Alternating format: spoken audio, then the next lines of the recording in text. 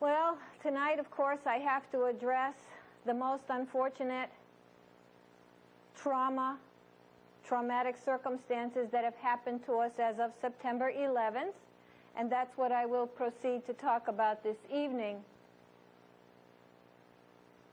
I will say that walking by the Prudential the other night and looking up at it, all solid and unscathed and lofty, and all people going about their business on the Boston streets, it made me feel very hurt to try to imagine or even try to think of what it must have been like to have planes barge and go right into the side of a building and do what they did.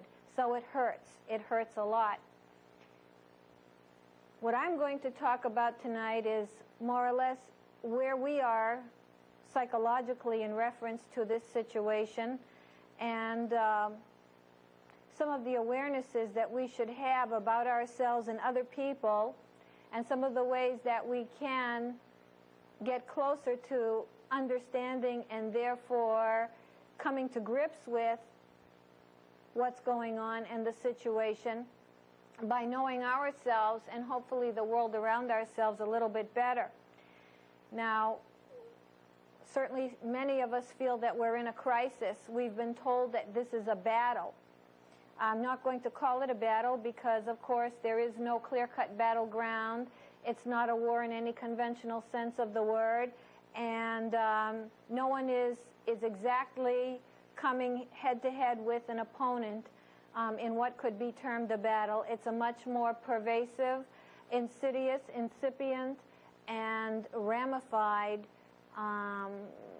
even amorphous situation to our psyche, as I will proceed to describe to you. So I'm going to call it more of a crisis, especially in as much as so many people are feeling that they're a little bit more in terror than they might have been before, and not having a sense of having a grip or a clue as to how to really proceed or what is really happening, and therefore having fear build.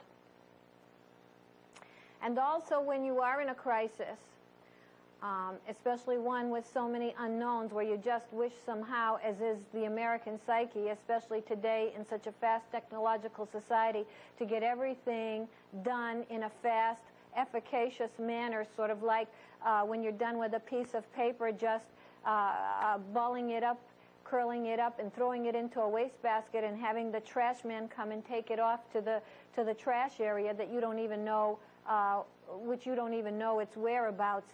Sort of like that, efficient disposal and quick what we try to call solutions to problems. Our impatient nature, not so much maybe ingrained in us as people in our natural state, but more a matter of the contingencies of living in a fast-paced technological society. We want an effective and fast solution, and of course such a situation is not the one at hand, and such a result is not one that can be forthcoming. So it isn't. So we will be in this suspended, ongoing, evolving condition for quite some time. And when you are in a crisis mode, or when you are in a traumatized mode, or a bedeviled mode, if you will, it's very important to know your vulnerabilities. Most important to know your vulnerabilities. And this is where we could use a lot of upgrading to our psychological and mental faculties.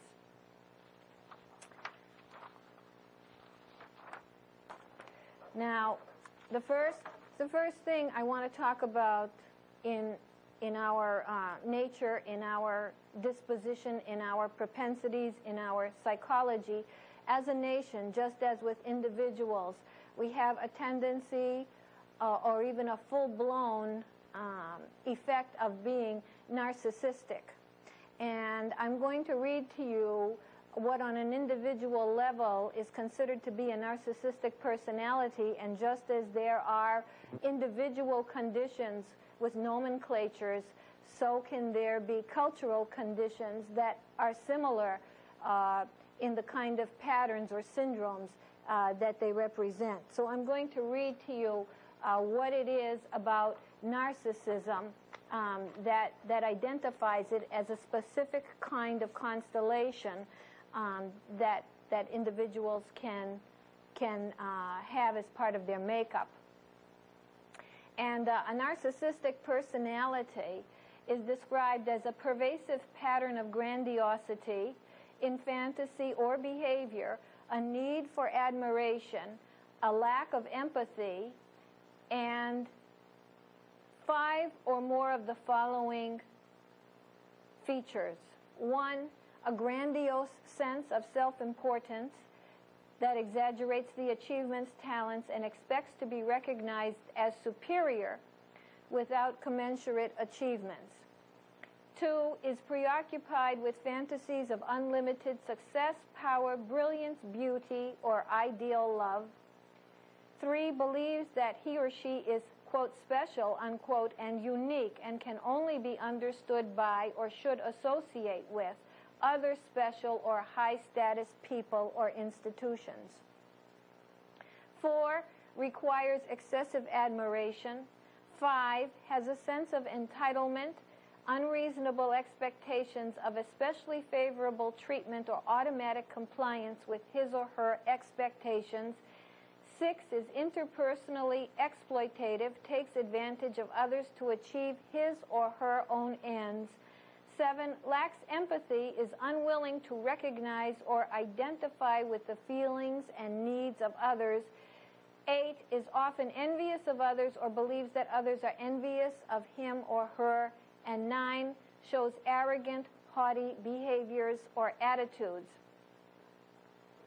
Now, I bring this out to give you a broad kind of picture of what narcissism is described to be, and to say that to some degree in the state that we are in today, at the time we are living in, the period we are living in today, there is in many quarters and in many ways in the culture as a whole a kind of arrogance, a kind of lack of empathy, a kind of usage of people. We know that even in our daily routines amongst each other within our own culture, we use each other to achieve our own ends, being on projects and in enterprises only in and helping each other only in as much as it achieves a common end that we're all interested in, and only for the time that we can be getting that result by being with each other and by using each other, and after that we splinter and no longer know each other or associate with each other, as happens very often, to say the least, of on more worldwide horizons where we might even have, in a broader context, that kind of way of being. And for example, after the situation happened, we were very eager, or at least it was proselytized, not by all, but by many, that we should be eager to return to just the way we were, and to not have to try to be involved or understand or try to find out or know more about or take time out or just stop and arrest ourselves and try to get a grip. Know that we should just hurry up and pursue the ends that we're usually used to pursuing, in the habit of pursuing, and get on with it, and just keep going and do everything that was required in order to bring about a result where we could just keep on achieving the ends that we want to achieve. And also, of course, we often say how special we are. We often make note of how special we are and highlight that as though other people perhaps aren't as special, which is never going to be too popular in the world at large. And we certainly do have a mania with success, power, brilliance, beauty, and ideal love, which we never do achieve, as a matter of fact. And we certainly do have a sense of self-importance and want to be recognized as superior, etc., etc. And many around the world would say that we do not have an even hand in terms of trying to understand or get a handle on what people are feeling who aren't in synchrony with these automatic ideas that we have. So there is kind of a national narcissism, if you will, and it is a vulnerability in a time of crisis, and it is a vulnerability in a time of psychology or psychological context as we are in now. Some of the other evidences of this are when we use terms like, we will be the winner. Be sure of it, make no mistake about it, we will be the winner. And as I said before, we're not even in a battle, so there can't really be a winner or loser. And why does there always have to be a winner or loser? And that goes along with our way of thinking in sports, too, that there's got to be a winner and a loser, and we've long lost the idea of how the game is played, and that the game is played is more important than winning the game, and that someone has to be a loser and someone has to be a winner. Some of these things that we've taken, that we've run away with. Some of these psychologies we've run away with and have become unbalanced with. Another kind of phrase that's been used is dead or alive and being in hot pursuit. All very kind of impatient and non-empathic kind of terms, not to be empathic towards harm, not to be very deeply hurt, but certainly not to be of one with a broader context beyond oneself, beyond one's narcissistic envelopment in a sense of power, in a sense of success, in a sense of superiority, in a sense of wanting to achieve one's ends just as though nothing happened except for a glitch, and not have to go any further into knowing more, or perhaps even changing a bit to accommodate, if only our mental views, not even our whole behavior or how we live, but incorporating more of what's around us than just what we know, just what we love, and just what we want to be. The most striking phrase that's been used is one which sort of laid down the gauntlet and said, either you are with us to the world or you are with the terrorists, which is a blatantly shocking phrase to be expounding for a couple of reasons. One, because as many world dignitaries have explained, it gives a lot of difficulty to people who might want to be with us, so to speak, and can't be because of many factions pulling and potentially destabilizing them, and having to be more in a gray area, in sort of qualified kinds of areas, so that they can't just come right out and be blatantly pro or con. But more than that, the idea of one person or one land, and it's too bad that we're divided into lands, by the way. It's really too bad that we describe ourselves by that. If we're one way, then we're not like other people, and the other people, if they're one way, then they're not like us, and it's got to be them or us, and it's got to be groups, and we've got to draw the line, and everybody's got to be separate and distinct, and we've got to make sure that we know the differences and maintain the differences. That's too bad. But for one party to be saying to another party that we're going to define where they stand in terms of the world situation, in accordance with whether they come along with us or don't, could have very offensive and counterproductive overtones and undertones and results to people in other cultures, other ideas, other ways. And like I say, I can't emphasize enough, it's too bad that we have to be so sure that there are other cultures, and there are them, and there are us, and we are our way, and we don't want anything about it to change. And even for other people of different kinds of ways, to think that our way is absolutely out, and if you're not with their way, then you're something they have to be against. All of this is very unfortunate, and we should try to come to our senses again and get more towards less division, more cooperation, and more understanding, not as in only in compassion, but understanding of each other. Not only is in diversity to recognize the difference, but just on the level that, hey, we're all in this together. There is a whole great big world out there, and there are many billions more people, millions, because we're not a billion here, but many billions more people outside our territory than there are inside this country. And the world, and they get up every day, and the clock ticks, and the world moves on, and there is a whole big world that is not only the United States. Also, if you don't understand more, and we fault ourselves, we've been faulting ourselves for a long time, and we were even faulted, as I recall, back in the times of de Tocqueville, many, many years ago, for being a country that isn't particularly open and knowledgeable or knowing of other things besides what's taking place right on this land here.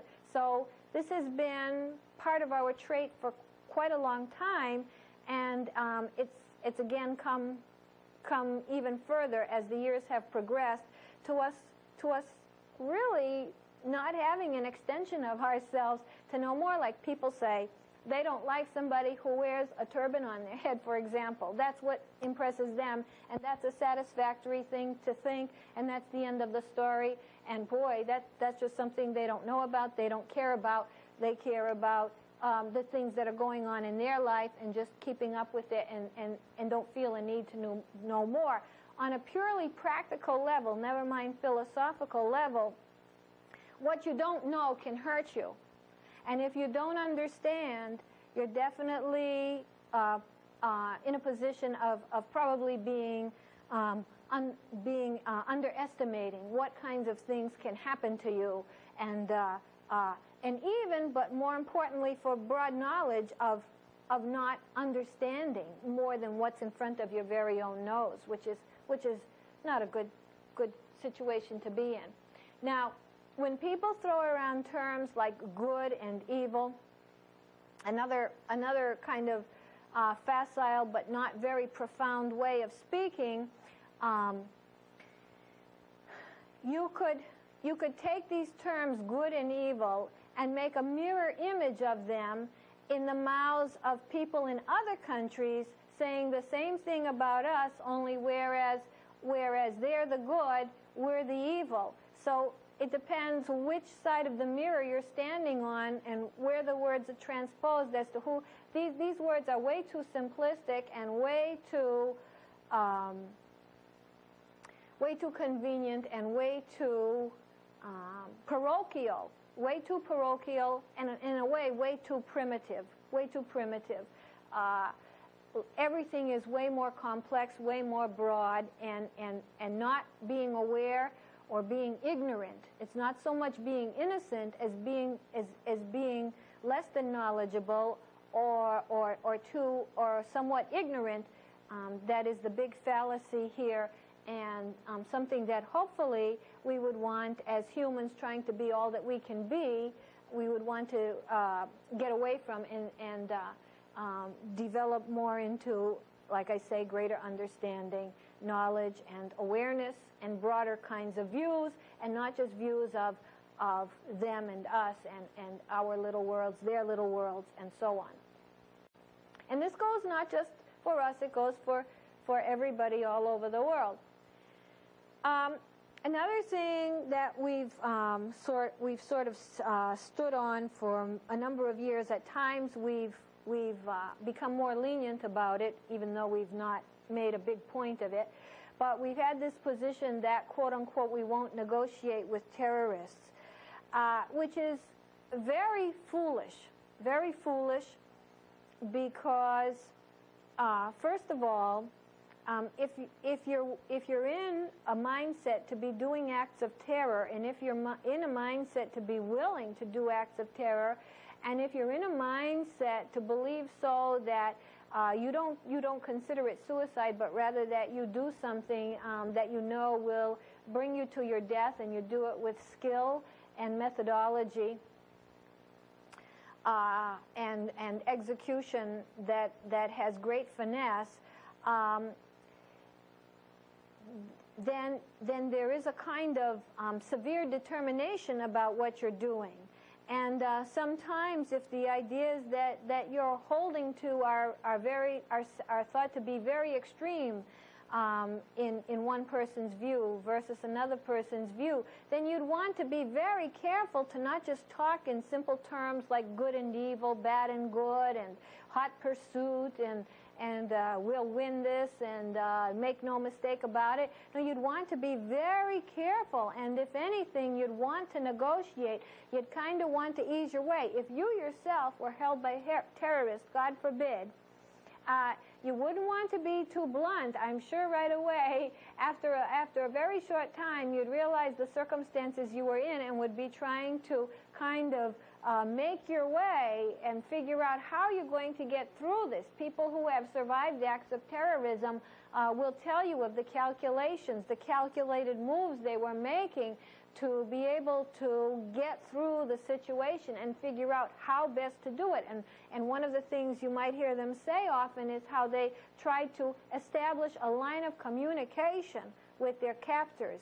So it could be very foolish to say we're not going to negotiate. Now, I remember, I mean, people want recognition. They don't just want, just like we want recognition, that we are so great, as we constantly make note of publicly. What we say from the pulpit, that we are a very great country. We repeat that. People want, but not only that, people just want recognition, just in not so much to be boastful and puff out their chest, but they want recognition that they're there. They don't want to be swept under the rug like they're not there. And if they're in a condition of delusion, or if they're in a condition of extreme determination, or if they're in a condition, the logic of which you could not understand whatsoever, and one that you wouldn't be familiar with and know about its consequences, then by all means you would be trying to establish lines of communication, lines of ways of trying to get through it without just reacting in simplistic terms, black and white, which could be very dangerous indeed. I remember when the Iraq War happened,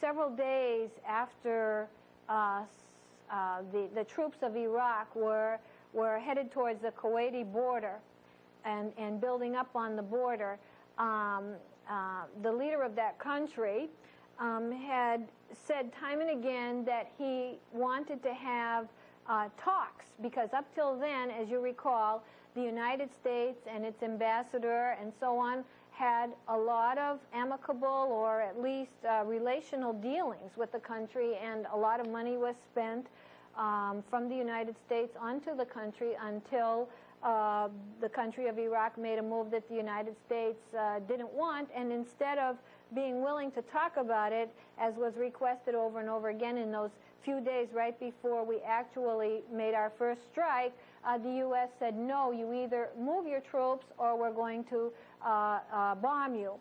And there was no in between. And of course, the troops weren't moved, and so we bombed people.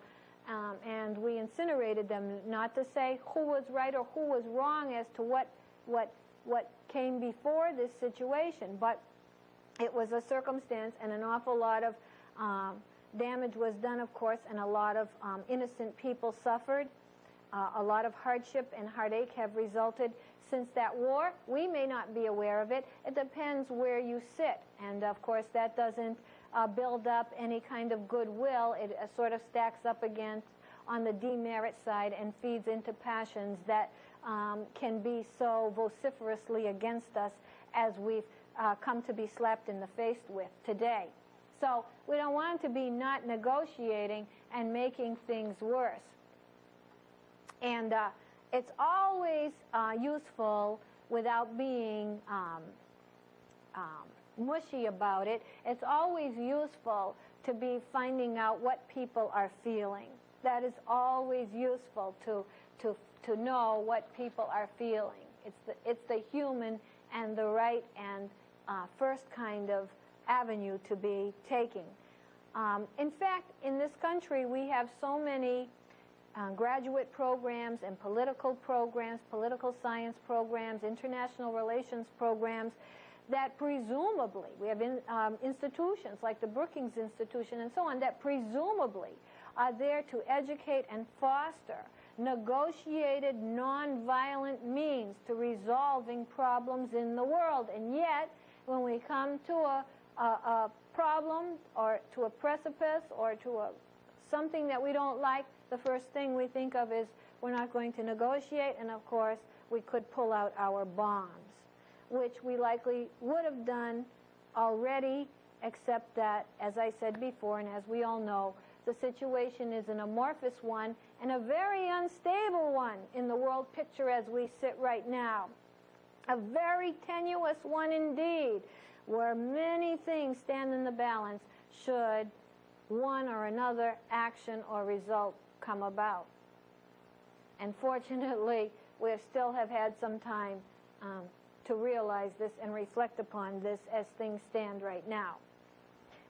But in general, as a culture, and as a narcissistic one to a degree, and as a vulnerable one for these deficits of our collective behavior,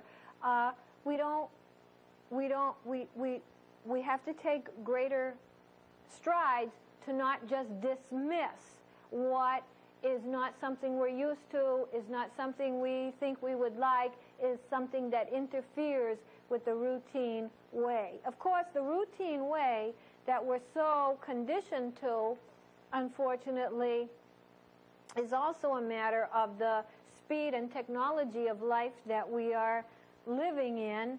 And this leads us to the next question on the quality of our own life, so that we would even have time to know more about the world, to pay greater attention, to have the leisure and the wherewithal to be more familiar with people around the world and people right next to us, our own neighbors, who are people from around the world. So one thing is connected to another, and the title of this show, of course, is Toward a Quality of Life, and the very quality of life we're living prohibits us from being more extended, to being bigger, broader people than we are, because we're, in a way, caught in a rat race and needing to just suck on our little trinkets and things that appease us, trying to calm ourselves and escape from what is a never-ending matter of toil and keeping going, one foot in front of the other, never being able to really stop and just be.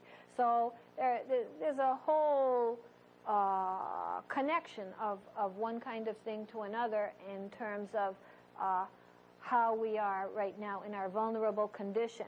But in open format, what would be so terrible to have an open format and invite people who are our, so to speak, enemies to come forward and tell us why they don't like us so much, tell us what it is that makes them so angry, and let us all start chewing the fat as to what people's gripes are. Not to excuse behaviors that are so vile, and not to excuse things that are done vile. But so many people around the world, even remember, it's been sort of a folklore in the United States for years, how much people in the country of France did not like people from the United States, and many people in the United States really don't feel an animosity in a way to France, because when we go there, the French expect us to appreciate their culture and get into where they're coming from, and we just act like our own selves, even though we're in what France thinks is a great culture to be in, and expects us to be different and going according to their way. And so even in terms of that, we have a history behind us of not getting by with people, not having a more extended and open kind of way of being. So if so many people, not just perpetrators, so to speak, are angry, and that if we should act against perpetrators, we would increase how many people would be feeling even more antipathy towards us than is already felt. Why not have an open format and listen to why, not having to take the blame, but let's all chew the fat and say, hey, what are we talking about here? We can talk, they can talk. Why can't everybody talk and tell us what is this big problem that's brewing? Some of it, of course, is true when you are the big mammoth on the block, the big guy, so to speak, in terms of military power and financial power.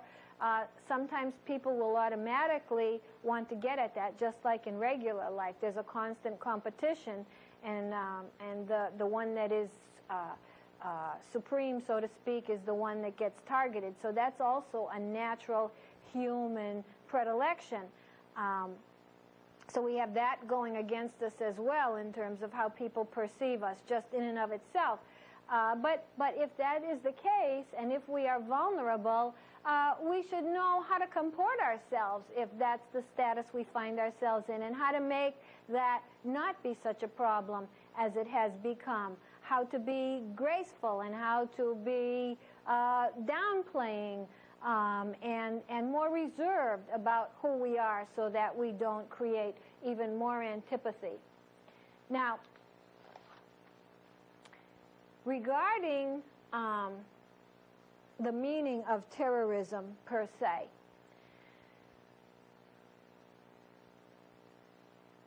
of course, terrorism has to do with instilling in people fear and terror, and a case could be made that the media is doing a good job of that by now going through all the tapes of people during the time the event, the worst event in New York was happening, that little by little releasing those voices and re-showing the images will keep on helping terror. And some of the terrorists have even sent out messages saying that the media is doing the job for them by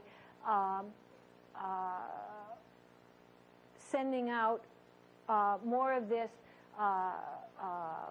sense of sensationalism about what has happened without any in-depth understanding of what has happened, showing the tapes, and having people get the voices of fear played, and this will wear into people and do a damage to their psyche without any bombs or explosions having to occur.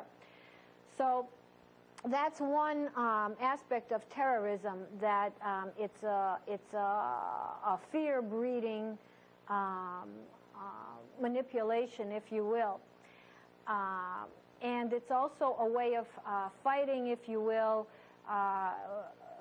by persons that traditionally do not have the great military might or basically, because in this case there is a lot of financial backing, but not the great infrastructure of military might to go about and do the kind of things they do. And so terrorist means are used as another way of fighting, and unfortunately very fitting for the times that we're living in, terrorism being kind of in sync with a very modernist society, a 21st century society, where wars after the Cold War and so on now are fought on a psychological basis. As time moves on, machinery moves on, and psyches move on into history. But terrorism also now, in court opinion and people deciding what should be done to people who are found guilty of the acts that they have done and so on, terrorism has been defined, at least tentatively by certain specialists, as acts that kill innocent civilian people. That point has been made many times. And if we use that as a definition, again we go back to what I said before about speeches of who's good and who's evil, and very black and white, simplified ways, all or none kinds of ways of talking. Who's evil and who's good depends on where you're sitting, what kind of life experience you've had, what kind of indoctrination you've had, what kind of areas and protocols and lifestyles matter to you or are within your reach. And similarly, you know, who's terrorist would depend on where you're sitting, and if it's a matter of having killed civilian people, whether you call it collateral damage or whether you, like I've heard military people say, hey, that kind of stuff happens when we're in a quote-unquote war, using that term loosely in this situation, but it has been mentioned in this context. And so then terrorism, some people would say, could apply to Vietnam, it could apply to North Vietnam, it could apply to South Vietnam, it could apply to the United States, it could apply to the occupied territory and the Palestinians, it could apply to Israel, it could apply to Iraq, it could apply to Cambodia, it could apply to Germany. So terrorism kind of could also be in the eye of the beholder if it's going to be deemed the killing of innocent civilians, especially if you happen to be one of those civilians or a relative or a neighbor of one of those civilians. Also, in regards to terrorism, there's another word that was bandied about much more before terrorism and continues to be in the psychology of the times, and that word is oppression. And it has become sort of a world fever that has taken root. It's taken root on every continent. It's taken root in the United States, but more so in countries of Latin America, countries of Africa, countries of the Middle East, countries of the Far East, and so on. It's kind of either more explicit, especially in Latin America and Africa, or implicit.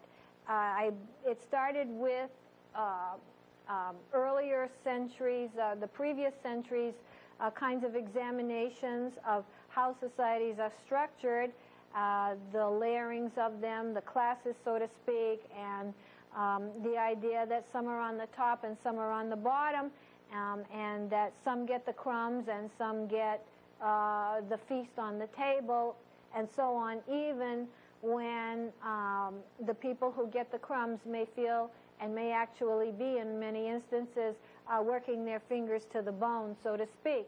So this concept, people back several hundred years ago didn't talk in terms of oppression as far as we know.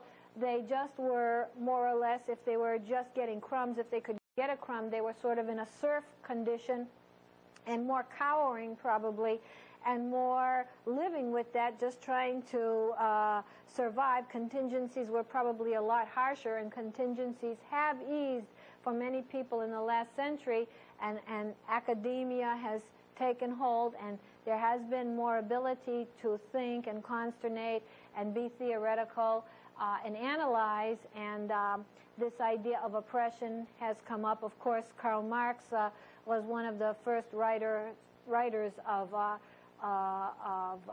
analyzing infrastructures of how people are organized and what that meant. And out of this, over time, has come notions that people are oppressed, and it's bandied about very much.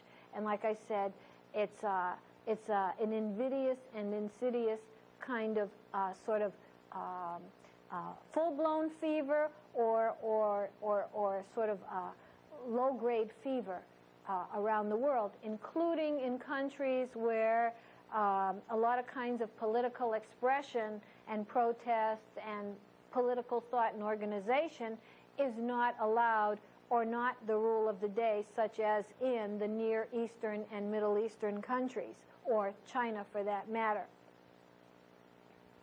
So we have to think that beyond what we're just knowing in the immediate sense, there are a lot of people who may not hail from the areas that we're getting so used to being wary of these days, but also from areas that where we haven't even begun to imagine again in our narcissistic sense of self-contentment, which will come to be an Achilles heel for us, should we not graduate to something more complete, if you will. But many people who don't come from heritages shared by those who have done these terrorist acts will be in implicit or explicit agreement.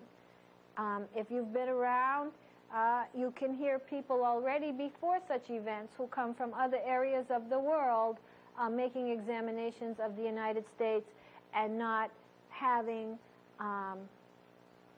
positive feelings about our country and some of the things they've experienced or have been taught to believe through generations, or see from a different perspective by virtue of where they sit in life.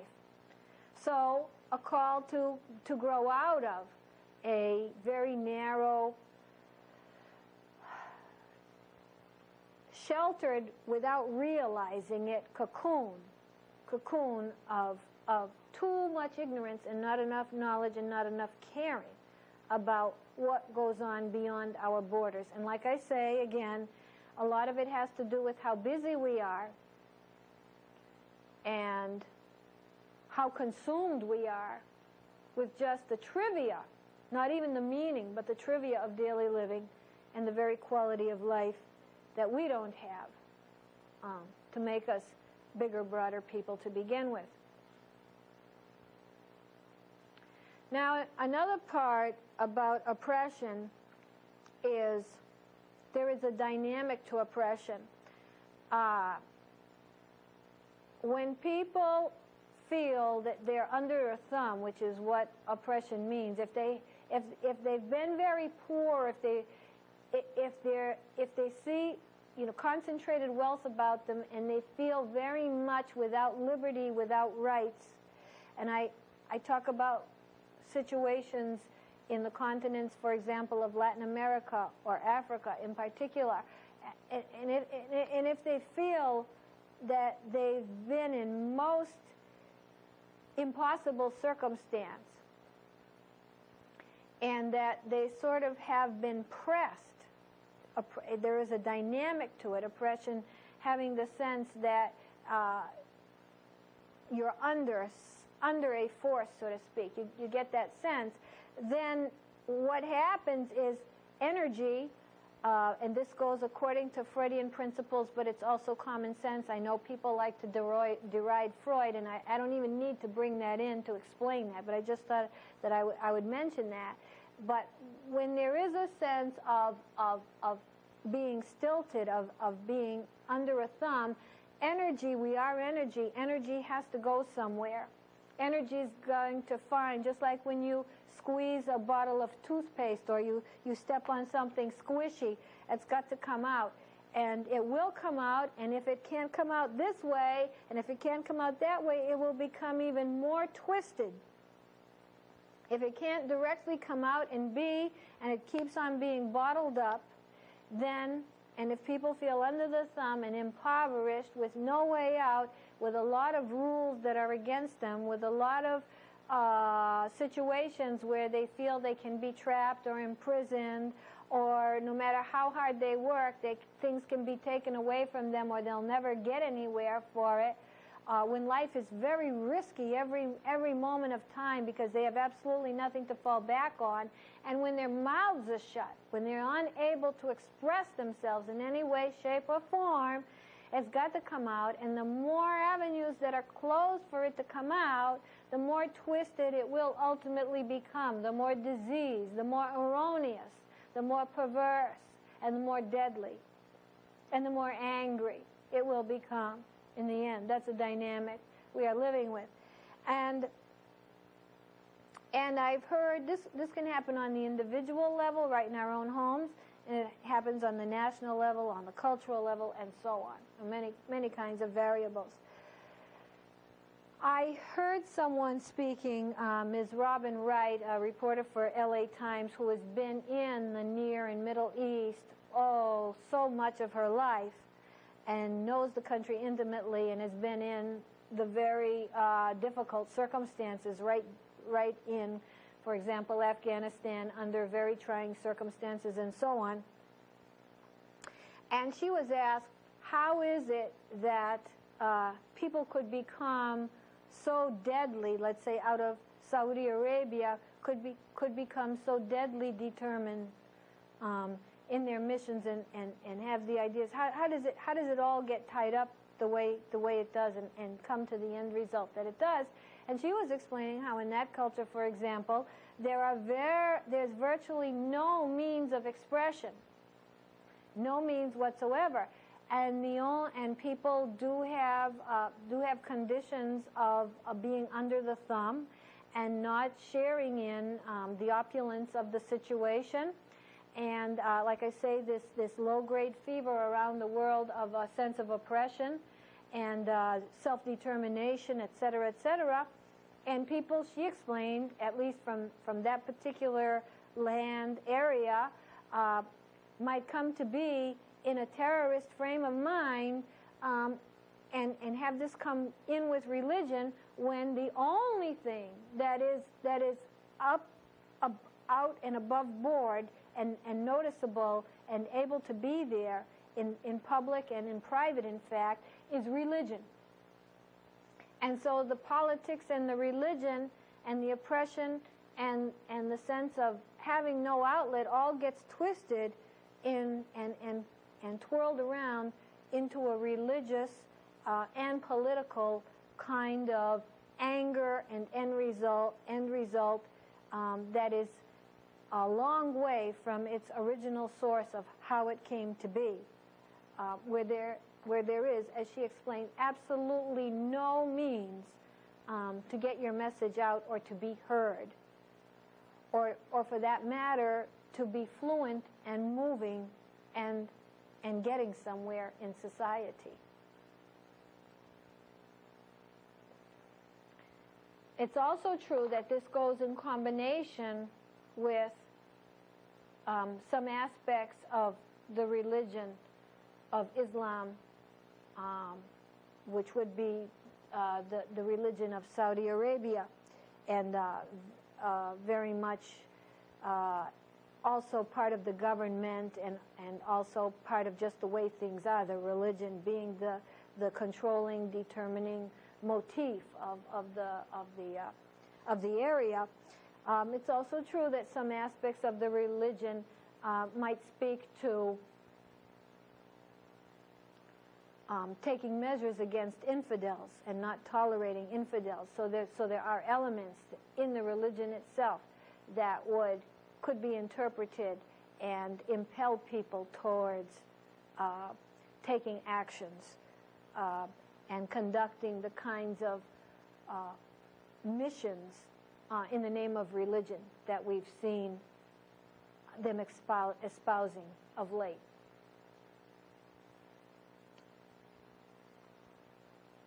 Now, some people trace the history of terrorism as we know it, this particular brand of terrorism, as going back to Lebanon, and Lebanon, after the Palestinians fled to Lebanon or had to go to Lebanon, when the territory they were living in had become occupied and they could not live there. And today, many Palestinians live in Lebanon. I don't know how many, and they live in Syria, and they live in Jordan, and some live in Israel, and some live in the occupied territory. And by the way,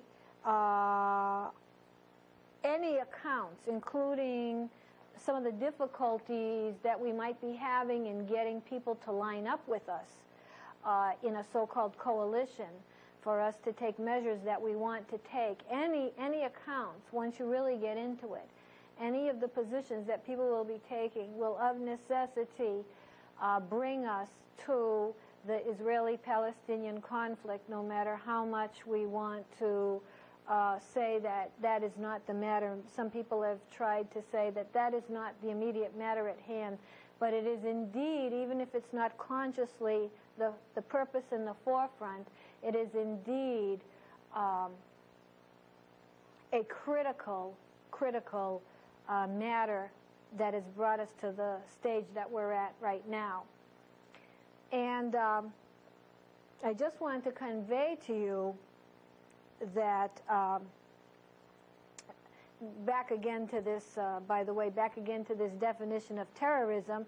If we talk about terrorism as killing of people who are innocent, then we know that there's plenty of terrorism to go around in that conflict, and that each party to the conflict can be looking at the other and seeing terrorism depending on which circumstance a person sees him or herself in. But regarding how people who do the acts such as those that were done to us might feel, there are many shades of how these people develop and what end result they have psychologically in how they're doing what they're doing, whether they're doing it with great antipathy or whether they're doing it with almost not so much a hatred, but giving themselves up for a greater cause. And I wanted to convey to you one kind of psychology that I saw a little piece on that someone did of Palestinian people in Lebanon, a family, the male of which, the husband of which was one of these persons who trained to strap explosives on himself and go and throw himself and explode and give himself up to death on a cause for Palestine, for the Palestinian people. And there I didn't sense so much hatred, although that's another shade of what this terrorism is all about, vendetta and vengeance and vindictiveness. But in this case, I just want to convey to you, in case you didn't see the little piece that I saw on the media. First of all, I don't know exactly what region of Lebanon it was, but it was in an area basically populated by Palestinian people, a densely populated area. And the people who talked about these commandos, or however you'd want to call them, who trained to put the explosives on and become human bombs, explain that they're not referred to at all, they're not thought of at all in this area as suicide people, that as people who are going to commit suicide. The act that they do is not at all thought of as suicide. And I have heard psychiatrists talk about this, psychiatrists from the West who study these affairs, saying that these are not people committing suicide who are despondent and hopeless and so on and want to end their life. These are people committing acts that they think are positive events to be doing for a greater cause. Well, in this situation, the wife and 3 young children, very mild-mannered, sweet, innocent-looking children, were interviewed. A wife with lovely skin, a veil, but her face was open. You could see her whole face, and didn't show any kind of animosity on her face, very mild-mannered and polite and kind of humble and sweet and forthcoming. Explained that her husband had been one of these people. He trained early on. He was young when he did it. And when she married him, she knew he was going to do it. And he showed pictures of putting all the dynamite and things around on his body, the kind of thing they wear. And he writes a statement of how he's going to do it. And he lets his parents know. And his wife knows. And she married him knowing that he would be doing this. And they had 3 children. And all over the area, there are billboards of the people who have gone before and done this, and they're thought of as the heroes of the culture. And once somebody does this, there is an organization that provides for the family for the rest of their days, provides their rent expense, I don't know about the food, and provides their medical care so that they're always taken care of. And they're respected in the community for having done this. And they were just explaining that this was something, they just explained it in very mild and meek and non-hateful terms, that this was the only means they have. They don't have bombs, they don't have any other ways, and this is the way they have to do it. And the wife said she never would have asked the husband to do otherwise. And there the little kids were sitting, just looking at the photographer like that, very well, like any children you would see anywhere, with the most innocent faces. And then they asked the oldest son, about 11 or 12 years old, does he think he would see his father? And he said, yes, he did, you know, very hesitantly, like a child, in heaven. And then they asked him, was he going to do the same thing that his father did? And he said, yes. So, I thought I'd convey that to you, to give you ideas that we might not be able to comprehend. We might not be able to condone. But shouldn't we know more? Shouldn't we be less vulnerable than we are, less narcissistic, and more aware? And can't we have a more open format and listen to what people are saying, who like us and who don't like us, what we say, what they say, not just one-sided. There are great points about the United States. And there could be a lot of wrong understandings of who we are and what we're about. Can't we have a more open format? And can't we be more knowledgeable? And by the way, in order to be knowledgeable, we have to have the time. We don't have the time. We've got to have a culture. We don't have a culture even anymore, but we've got to have a society where we've got the wherewithal to know more than just the treadmill that we're on every day, trying to keep up with our very fast life. Through all of this, I will say that the only media that has had any true, meaningful, straight-ahead, multifaceted kind of investigation and prodding and reporting and true journalism and interchange and open forum for greater understanding, so that we know what the hell is going on and what could happen to us if at the very least, the only media outlet that has been handling this has been NPR Public Radio News, which I get to listen to when I'm in my car. The only one, not even C-SPAN, has been up to the task. I have much more to say. I could go on and on.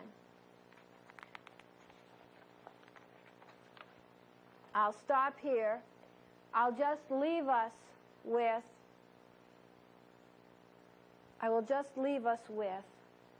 the prescription. Be very careful where we step and how we move forward, because we can wreak more havoc. Be very careful of how we deal. Don't be so afraid to talk, to negotiate, just for our own safety at the very least, just for our own self. Be very careful to follow Christian principles of behavior. I'm not a Christian. I'm not a religious person. But if you are a Christian, if we are a Christian, people try to say this is a Christian nation, which of course it is not. But there are many, many Christian people in it. We are not supposed to decimate wantonly. That is prohibited. And most of all, I'll leave you with the commandment that thou shalt not be deaf, dumb, and blind to the bigger picture. No matter, it could prove that you should be who you are, but you have to know it before you can just be that. You can't be deaf, dumb, and blind.